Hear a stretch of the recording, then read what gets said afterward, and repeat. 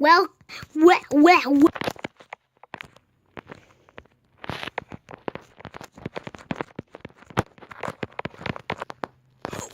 to the Bourne trilogy review. The Bourne Identity. Stars Matt Damon, is directed by some dude. I can't find his name on here at all. And is adapted by the books written by... his name isn't on here either. But nonetheless, let's start with the review. So the first movie is about nothing. I'm joking. So this guy, his name's Bourne, I guess. Jason Bourne.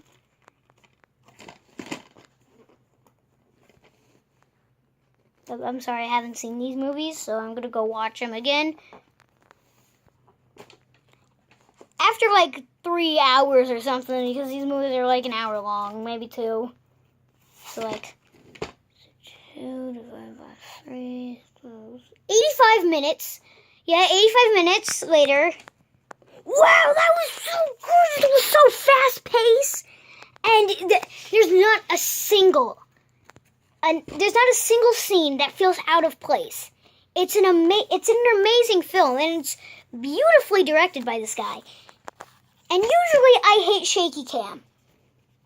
This entire trilogy uses shaky cam perfectly because Bourne, he doesn't know his past. He's trying to uncover his past. That's the plot of the entire trilogy.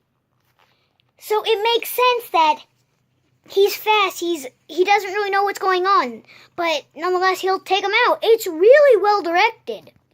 And this is something that I usually don't pay attention much in films because I just don't find it that important, even though it is really important. The sound can rival Dunkirk and Scarface, which, if you don't know, I think are the two most well-designed films that use sound the best. Saving Private Ryan is close, though. But this can rival all three of those. All three of those. It's amazing. But the Bourne Identity is absolutely my least favorite of the series. We don't talk about legacy. Although Jason Bourne was actually pretty good. I actually kind of liked it. I don't get why people hated it. I mean, it was flawed. It has some flaws, but... We don't talk about legacy. But Jason Bourne was pretty good. Anyways, I'm getting off track. The Bourne Identity. But yeah, the sound of the scene is especially amazing with when the guy like breaks in with his gun and like Jason like grabs the gun and like it was great. That's the sound in that scene. It's beautiful.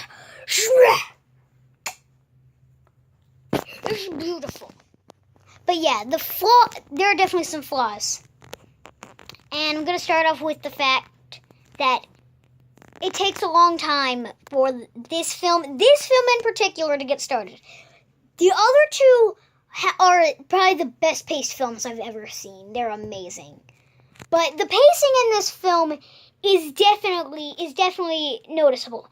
Although, this is the best character study. I feel like I judge these films all different. Bourne Identity is the character study. Bourne Supremacy is the thriller. Ultimatum is the action. It's a 3-act structure. Characters,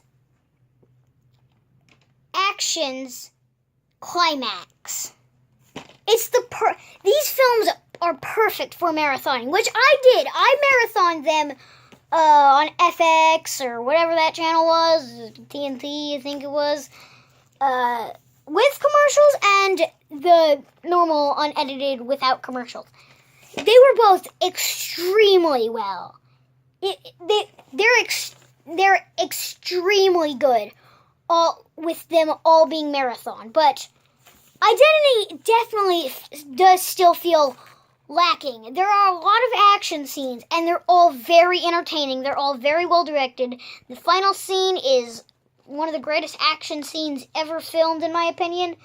But it was great. It was great. I'm gonna give Bourne I'm keeping these reviews short so I can go over the. This is more of a trilogy review, but I'm still gonna grade the films.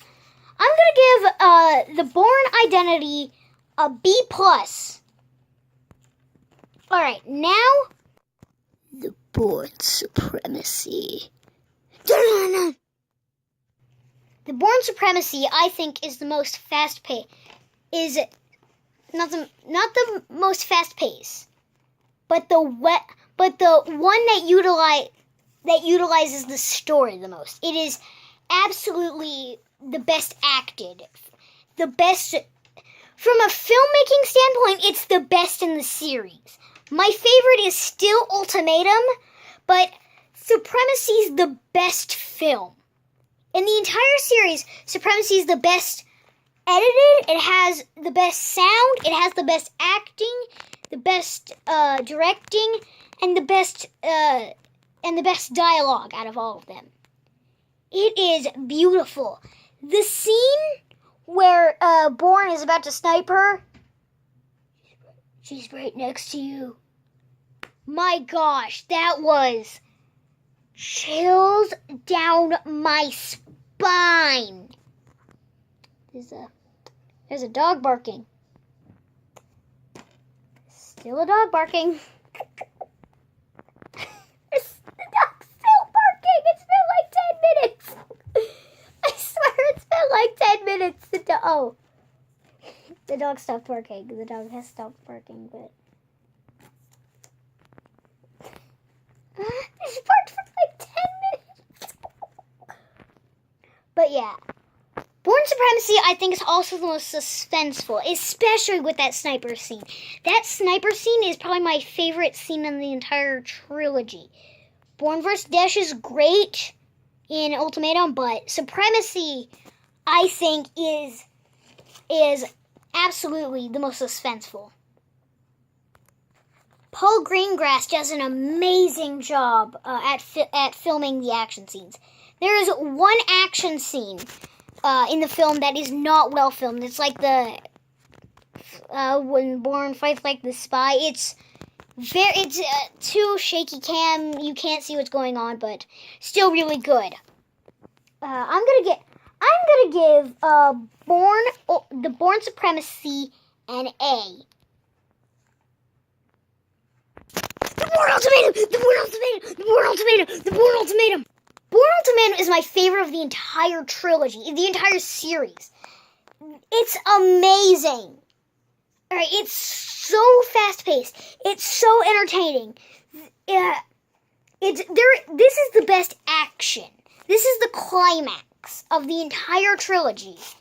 Jason Bourne, I feel like it's its own film. It's not even, I don't even think it's connected to these. I mean, obviously it is, but I feel like it's more of a standalone movie. That one's more of them all combined together, which does make it a lot more jumbled up, but I'm not reviewing Jason Bourne today. Jason Bourne's actually the next review. But anyways. We don't review Legacy. We don't talk about Legacy. A+. Okay, so I'll give Legacy an A+. No, don't watch Legacy. But yeah, this absolutely has... The shaky cam in this movie is amazing. The cuts are just at the right time where you can clearly see what's going on. The Bourne vs. Dash fight is amazing. And that ending scene is marvelous. I don't think there's any reason to make Legacy or Jason Bourne after Ultimatum. I don't care if there's another book. There's like 80 books. I don't care. I don't like books. Books are great. Go read a book. Actually, watch a movie. Don't read a book. Books are great. Watch a movie. They're better. But it's definitely the fastest pace. And you can definitely feel that because it feels very fast paced. There is not one of those. There's not an exposition scene. There is no, let's sit down and talk about nothing for 85 minutes so that the audience can catch a breath. It's like Mad Max Fury Road where there's like one scene where it's like, okay, oh, we're back to action, okay. It's absolutely like Fury Road, but in Fury Road, it's definitely well needed. Because in Fury Road, there is just... In Bourne, there's almost none of that. It's not needed, and Paul Greengrass knows that, but his shaking cam in this movie is great. Usually I hate shaky cam, as I said. Talk about Olivier Megaton, director of Taken 2 and Take 3, and... But Paul Greengrass does a great job. I guess we can call him Paul Greenpass. Joke stolen by Chris Stuckman. You're welcome! But yeah, I'm absolutely... The sound... Alright. The sound in this movie is amazing. It's really good, as I said. This has to be some of the best sound work I've ever seen. And the film editing. My gosh, the film editing. It's marvelous. Quite marvelous indeed. You British people drink tea and stuff. I'm sorry, but this video has been banned. Oh, British people drink tea. They like to drink tea while playing their football and watching Gandhi. Whatever they watch. I don't know. I don't know a single British person. That's a lie, I do. I'm sorry for that stereotype. I'll go sit in that corner. You can leave me in comments. Leave me in comments below. Oh, the big comments are coming to me already. Oh. Oh yeah, A+. Bourne Ultimatum. Anyways, stay tuned for Jason Bourne. Then, where's my? Hang on. Oh, my face! It's on fire! It's on fire!